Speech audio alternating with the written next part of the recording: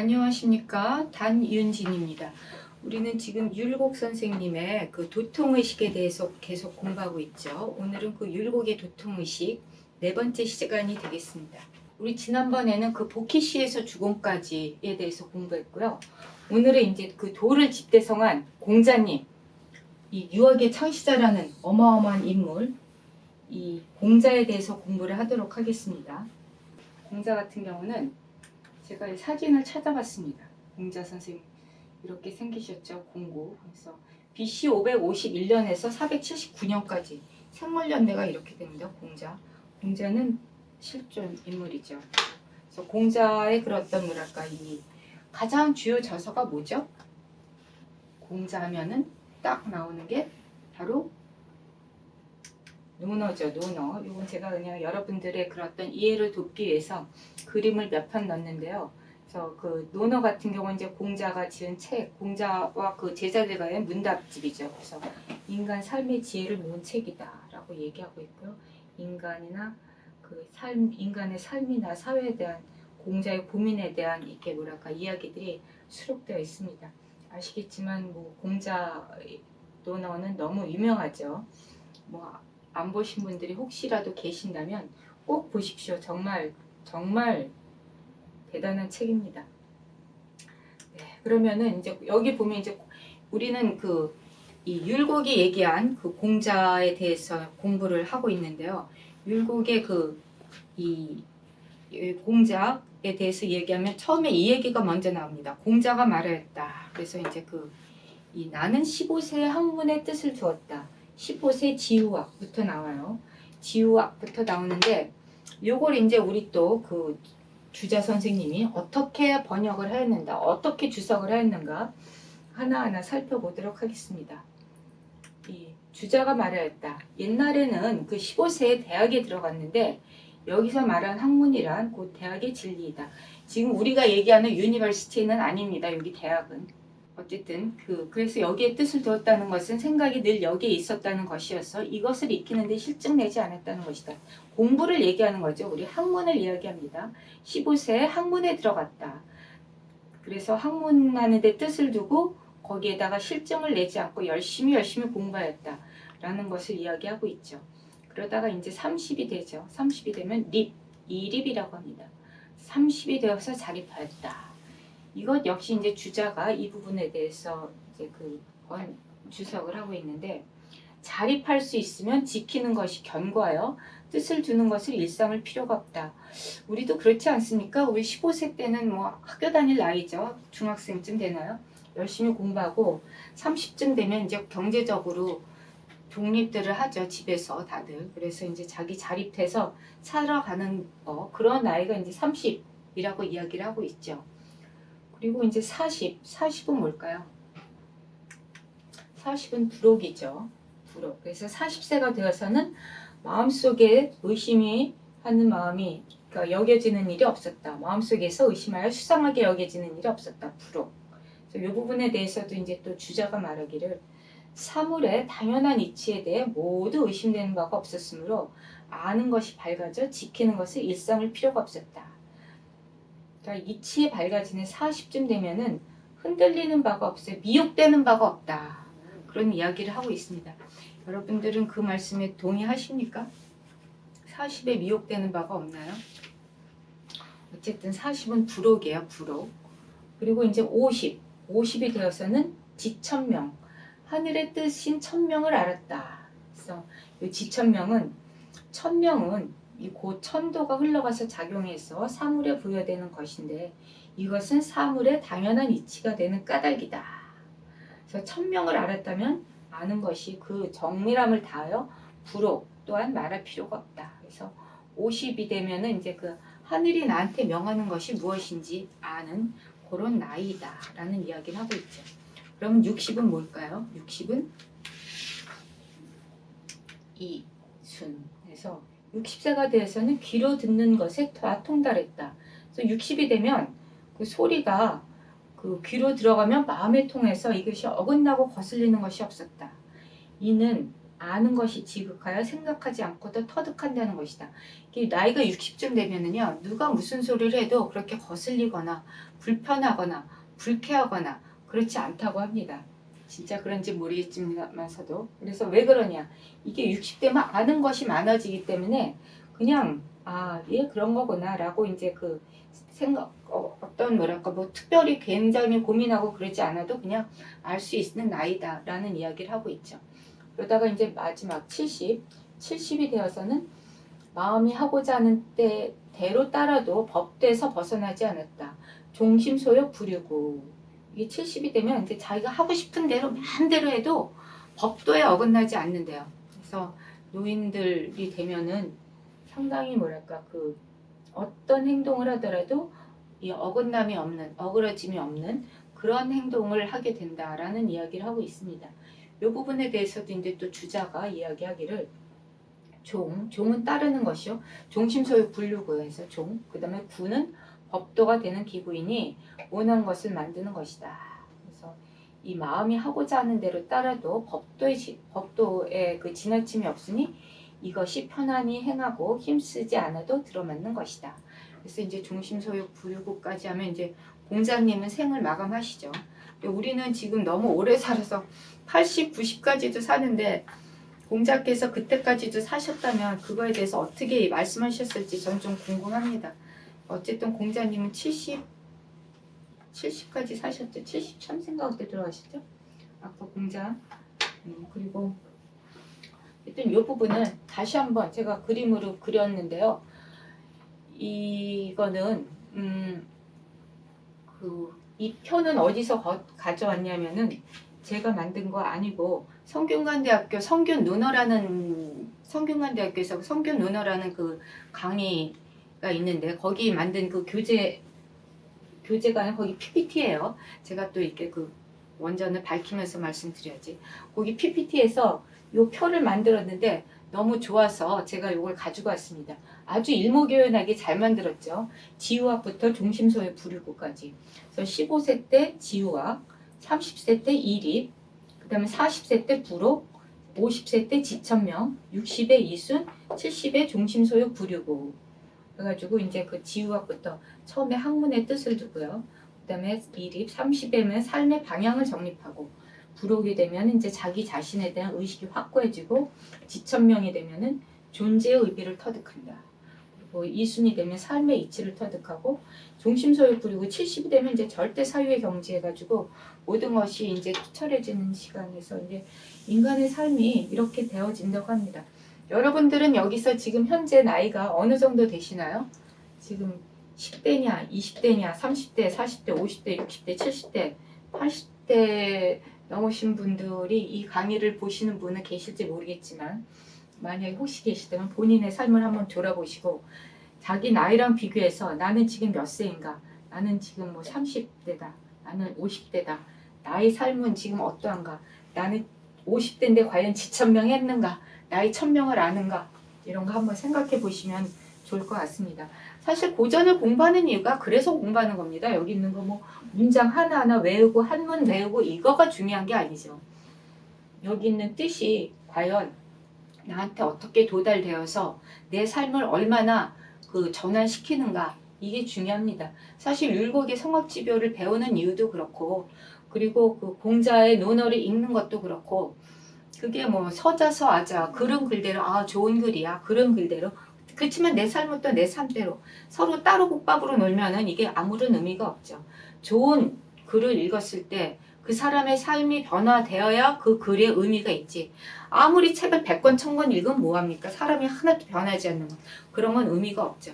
단 한 권을 읽더라도 그 사람의 삶이 뭔가 이 변화할 수 있는 좋은 영향을 끼칠 때 그 책은 읽을 만한 가치가 있는 거고요. 또 그렇게 했기 때문에 책을 읽는 것이기도 합니다. 약간 어쨌든 율곡 선생님이 하신 얘기를 이렇게 정리를 한 거예요. 사실은 이게 율곡이 그 공자의 삶을 쭉쭉쭉 얘기했고 그 다음에 이제 그거에 대해서 또 주자가 주석하였는데 요거를 갖다가 지금 현대적으로 다시 표를 만들어서 제가 좀 더 이해하기 쉽게끔 말씀을 드리는 겁니다. 근데 이거는요 진짜 하나하나 살펴볼 필요가 진짜 있습니다. 지유학부터 종심소욕 부류구까지는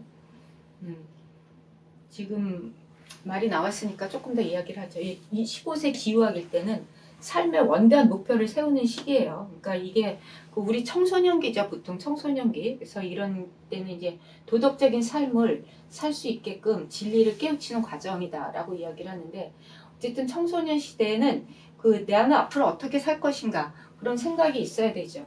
그리고 이제 30, 2립, 립이 되면 이제 뭔가 자기의 그런 어떤 삶을 확립하는 시기에서 인생의 목표도 확립하고 뿐만 아니라 이 정도 되면 이제 가정도 갖죠. 자기 가정을 가지면서 이제 자기 삶을 정립하면서 나아가는 시기이고요. 그 다음에 40대 되면 이제 더욱 부록이 됐을 땐 더욱 알미 투철해지는 시기에서 세상을 보는 안목이라든지 정확한 판단 이런 것들이 요구되는 시기입니다. 그리고 지천명, 존재의 의미를 터득하는 천명을 아는 거죠. 지천명. 인생이 어떤 건지 삶이 어떤 건지 이제 알아가는 거죠. 지천명이 되면 자신의 삶이 하늘의 명임을 깨닫는 시기이다. 그러니까 내가 지금 어떻게 살고 있는지 이것이 바로 하늘의 명이다 라는 것을 아는 것이죠. 그리고 그런 어떤 삶이 소명을 받는 계기가 된다 라는 이야기를 하고 있고요. 그 다음에 이순이 되면 이제 말 속의 본래 의도를 깨뚫는 시기에서 누가 무슨 말을 하든지 그 사람이 하는 말을 잘 알아듣고, 그리고 그 속에 내재되어 있는 그 이야기들을 그러니까 너무 뭐랄까 흘릴 건 흘리고 들을 건 듣고 이제 편안해지는 그런 시기를 이야기하죠. 마지막에 이제 종심소욕 부류구는 삶이 완전히 이제 이해돼서 어느 정도 도달된 경지, 그러니까 완전한 거의 완성된 인격을 갖춘 자유 단계, 그러니까 자기 마음대로 해도 법도에 어긋나지 않는다. 이런 게 바로 종심소욕 부류구의 단계이다 라고 이야기하고 있습니다. 네, 그러면 계속 다시 율곡 선생님 하신 얘기를 돌아와가지고 여기 보면 이 부분에 대해서 율곡이 하는 얘기가 많아요. 율곡이 주자가 하는 얘기도 하고 또 그다음 호씨가 하는 얘기도 하고, 근데 이 호씨 얘기가 좀 좋아서 제가 좀 갖고 왔습니다. 그 전에 이제 주자가 아까 종은 따르는 것이요 구는 법도가 되는 기구이다. 그래서 마음이 하고자 하는 대로 따라도 스스로 법도에 지나침이 없다라고, 이것이 바로 이제 편안하게 행해도 힘쓰지 않아도 들어맞는 것이다. 그래서 안희행지를 이야기하였는데, 그 다음에도 이제 주자 계속 이야기합니다. 요거는 제가 쓰지는 않았는데, 요전에 주자 계속 이야기하기를, 성인은 나면서부터 사리를 안아서 생지 안행이죠. 점차로 쌓아 올라가는 일이 없다. 그러나 그 마음으로는 일찍이 스스로 여기에 이르렀다고 하지는 않는다. 그러므로 성인은 일상생활에서 반드시 나아간 것을 홀로 깨달았지만 사람들이 그것을 알지 못하므로 그 근사한 일을 가지고 스스로의 이름지어서 배우는 사람이 이것을 법도로 삼아 스스로 힘쓰게 하고자 하는 것이요, 마음속으로 실로 스스로 성인이라 여기면서 짐짓 이것으로 사용한 것은 아니다 라고 얘기하면서 이제 이 지유학부터 종심소의 부르구에 대해서 이제 주자가 얘기를 합니다. 그리고 이제 그 다음에 이제 호씨 또 이야기를 하는데, 호씨가 말했다. 성인의 가르침에는 또한 방법이 많다. 그러나 그 요점은 사람으로 하여금 그 본성을 잃지 않게 하는 것뿐이다. 본성을 잃지 않게 하는 것. 그게 바로 이제 이 성인의 가르침이다 라는 이야기죠. 그리고 이 마음을 얻고자 하는 자는 오로지 성인이 제시한 학문의 뜻을 두고 그 차례에 따라 나가야 한다 라고 얘기해요. 그리고 이제 이 호씨가 한 얘기가 또 굉장히 좋은 얘기가 있는데, 이 성인이 되는 것, 그 본성을 잃지 않게 하는 것. 그래서 이것은 도대체 어떻게 해야 되는가? 이것을 말한 것은 무엇인가? 했을 때 첫 번째, 이것으로 배우는 사람 마땅히 무유한명하여야지 건너뛰어 나갈 수 있는 것을 보여주는 것이 아니다. 이렇게 하나하나 천천히 또박또박 단계 밟으면서 해야지 갑자기 훅 뛰어넘어가지고 뭔가 되는 것 이런 건 없다라는 이야기죠. 그 다음에 이것으로 날로 진부하여 날로 매일매일 조금씩 중도에 그만두지 말고 계속 나가야 한다 라는 이야기를 하고 있어요. 그리고 이제 사기, 사마천의 사기에 대해서 이제 사기가 공자 살가에 대해서 이야기를 하죠. 이제 공자의 이야기를 여기서 쭉 하고 있습니다. 요거는 너무 길어서 제가 이 PPT에다가 만들진 않았고요. 여러분들한테 한번 읽어드리겠습니다. 사마천의 사기에서 공자에 대해서 어떻게 이야기하였는지. 그 세가에서 말하였다. 그 공자의 이름은 구요. 여기까지 썼구나. 공자 이름은 구이고 자는 중리이다. 그리고 그의 선조는 송나라 사람이고 아버지는 숙량을, 어머니는 안씨이다. 안씨가 이 안징제라는 여인이죠. 충량을과 안징제의 러브스토리는 또 유명하죠. 러브스토리? 어쨌든 그렇습니다. 어쨌든 숙량을과 안징제의 만남에 의해서 이제 공자가 태어나는데, 그러면서 공자 이제 이야기를 계속하고 있어요. 공자가 어려서 놀 때 항상 제사 때 쓰는 그릇을 늘어놓고 예절에 맞는 몸가짐 차리는 것을 좋아했다. 어려서 놀 때 제사 그릇 갖고 제기 갖고 놀았대요. 그 다음 성장하여서는 주나라로 가서 노자에게 예를 물었고, 우리가 알고 있는 그 노자 선생님, 노자입니다. 돌아오는 제자들이 그리고 이제 돌아오는데 제자들이 모여들었다. 그리고 제나라에 갔다가 노나라로 돌아오니 전공이 중도제로 삼았다. 그 다음에 1년이 지나자 사방에서 모두 그를 본받게 되어 마침내 삼공의 벼슬 중 하나인 사공이 되었다. 이제 공자가 정계로 나가서 조금씩 벼슬하는 걸 이야기하고 있습니다.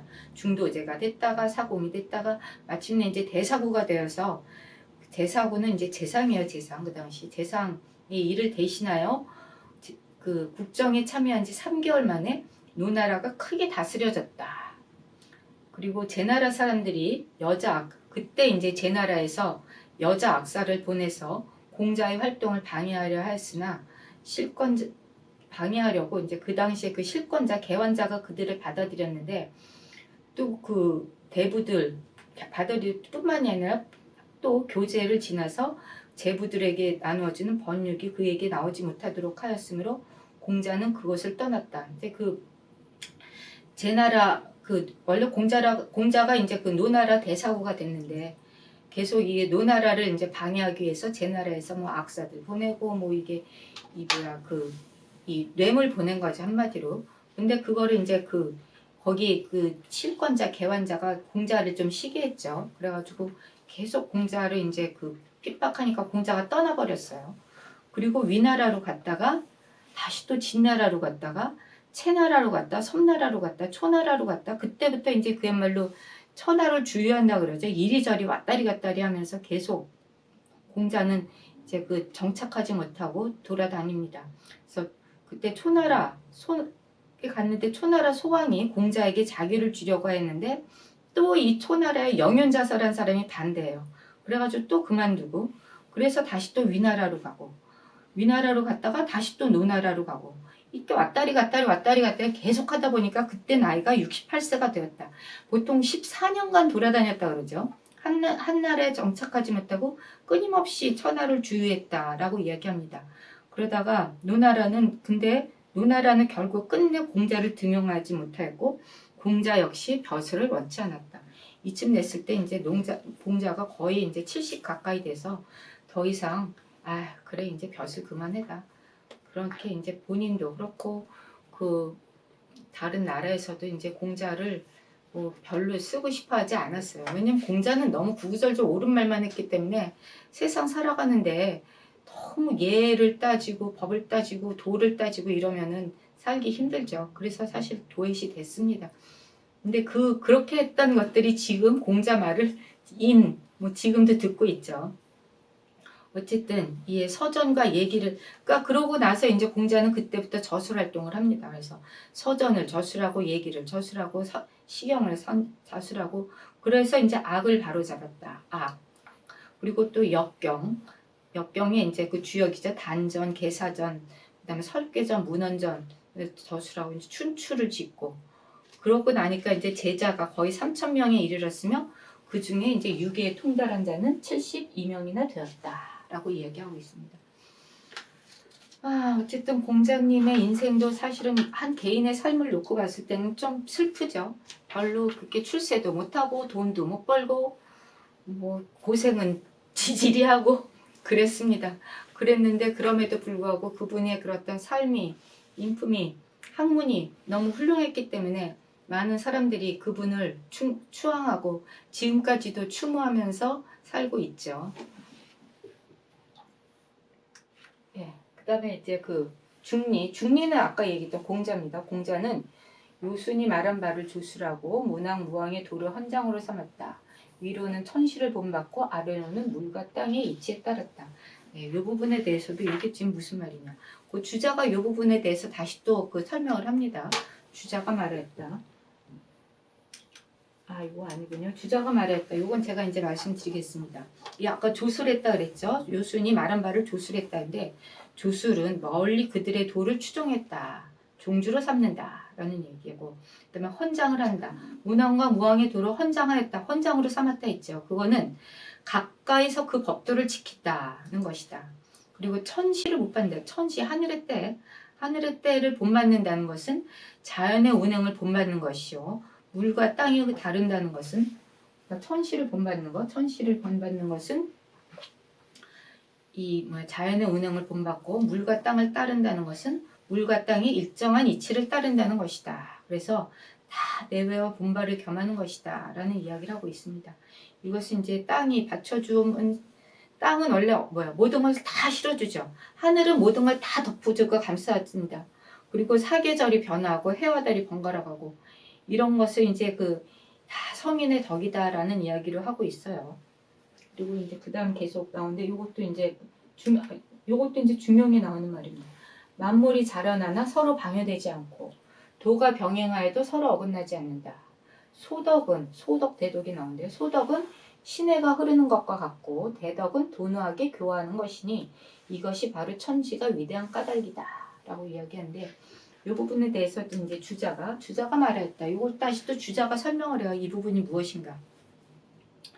이 하늘이 덮어주고 땅이 실어주어 만물이 그 사이에 자라나서 서로 어긋나지 않으니 서로 방해가 되지 않고 어긋나지 않는 까닭은 소덕의 흐름이 시내와 같기 때문이다. 그리고 함께 자라고 함께 행하는 까닭은 큰 덕이 아주 도노하게 교화하기 때문이다. 그래서 소덕은 그 전체의 부분이고 대덕은 온갖 다른 것, 만수의 근본이다. 그래서 시내가 흐르고 시냇물이 흐름 같은 것, 이것은 이제 소덕이죠. 이거는 맥락이 분명하고 흘러 그치지 않는 것이다. 그래서 조화를 두텁게 한다는 것, 도노하게 한다는 것, 이것은 교화가 아주 돈독하게 되고 근본이 성대해서 작용하는 것이 끝이 없는 것을 말한다. 이것이 이제 천지의 도를 말하여 윗글을 비유로 취한 뜻을 보여준 것이다. 그래서 주자가 여기 이게 앞에 나오는 중용을 설명하고 있습니다. 그런가 하면 황씨가 또 이제 이 부분에 대해서 설명을 해요. 천명의 본성은 바로 대덕의 천명의 본성은 천명이죠. 천성. 대덕의 교화가 아주 인정이 두텁고 후한 것이요. 그다음에 솔성에도 이게 지금 천명지의성, 솔성지의도 중용 첫 장에 나오는 이야기를 하고 있던데 솔성의 도는 바로 작은 덕이 소덕이죠. 소덕이 시냇물과 같이 흐르는 것이다. 그래서 대덕의 교화가 인정이 두텁고 후하다는 것은 본체이고 소덕이 시냇물과 같이 흐른다는 것은 작용이다. 그래서 이제 채용 얘기를 하는데 오늘 채용 얘기를 할 예고는 아니고 어쨌든 면제황씨 얘기를 갖고 와서 이 대덕의 교화가 되는 것, 그 다음에 소덕 되는 것을 이야기하고 있습니다. 율곡도 지금 이 정도 이야기하고 있어요. 율곡, 저는 어차피 율곡 선생님이 하신 얘기를 갖다가 전해드리는 거니까 여기까지 하고 넘어가겠습니다. 이 부분도 사실 말을 하려면 할 말이 엄청 많지만 요거는 이제 율곡 선생님, 면제황씨 말을 빌려와서 한 얘기니까 그냥 넘어가고요. 그 다음에 또 자공이 말하였다. 그리고 이제 자공은 공자 제자죠. 제자 중 한 명인데 자공이 이제 자기 선생님에 대해서 이야기한 거예요. 선생님 공자죠, 공자. 선생님께서 나라를 다스릴 수 있었다면 이른바 자립할 수 있게 해주면 곧 자립하게 되고 인도하면 곧 따르고 편안하게 해주면 이에 따라오고 격동하게 되면 곧 조화가 되고 살아서는 높이고 친애하지 않으면 없으며 죽어서는 슬퍼하게 되었을 것입니다. 라고 자공이 이야기해요. 이제 여기 이제 자기 선생님에 대한 이야기를 한 거죠. 그러니까 또 이제 요거를 가지고 주자가 이야기를 합니다. 주자 선생님이 진짜 대단해요. 너무너무 많은 말씀을 하십니다. 주자가 말하였다. 주자는 굉장히 중요한 사람이죠. 우리나라 조선 주자이라고도 하죠. 조선 성리학의 완전히 종주가 되는 분이 이제 주자죠. 주자가 말하였다. 이 부분에 대해서 이야기하기를 자립하게 해준다는 것은 살아갈 수 있는 방도를 세운다는 것이요. 도는 인도한다는 뜻이니 가르치는 것을 말하는 것이다. 행은 따르는 것이요. 수는 편안하게 하는 것이요. 내는 돌아와 붙는 것이요. 동은 고무시키는 것이요. 화는 이른바 감화되어 변화되는 것을 말하는 것이다. 그 감흥의 묘가 신속한 것이 이와 같다는 것을 말한 것이니 영은 높이고 친애하지 않는 사람이 없는 것이요. 애는 부모를 잃은 듯이 슬퍼하는 것이다. 그래서 이제 이 자공이 한 말을 갖다가 이렇게 주자가 설명을 합니다. 그리고 그 다음에 또 이제 맹자가 한마디 합니다. 맹자는 예악을 이야기하는데 이게 다 이제 공자에 대한 찬양이죠. 그 예를 보면 그 사람의 정치를 알게 되고 그 악을 들으면 그 사람의 덕을 알게 되는 것이다. 100세 뒤에 100세의 왕들을 비교해 보면 이것을 벗어난 일이 없다. 그러므로 이 세상에 사람이 생겨난 이래로 공자와 같은 이는 아직 없었다. 아직 있지 않았다. 그래서 공자에 대한 칭송을 또 하나가득 합니다. 이 부분에 대해서 또 이제 우리 주자 선생님이 역시 한마디 하죠. 대개 그 사람의 예를 보면 그 사람의 정치를 알 수 있고 그 사람의 음악을 들으면 그 사람의 덕을 알 수 있다. 이 때문에 우리는 100세 뒤의 왕들을 비교해보면 그 실정을 숨길 수 없는 것이므로 그들을 모두 부자의 성대함만 못하다는 것을 알 수 있다는 것을 말하는 것이다. 그래서 이제 이 주자가 맹자 얘기를 다시 한번 이야기를 하고 있는데요. 그리고 맹자가 이제 마지막으로 다시 또 얘기합니다.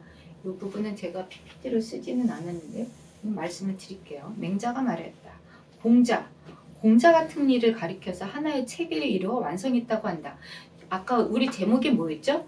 도의 집대성이었죠. 도의 집대성자 공자.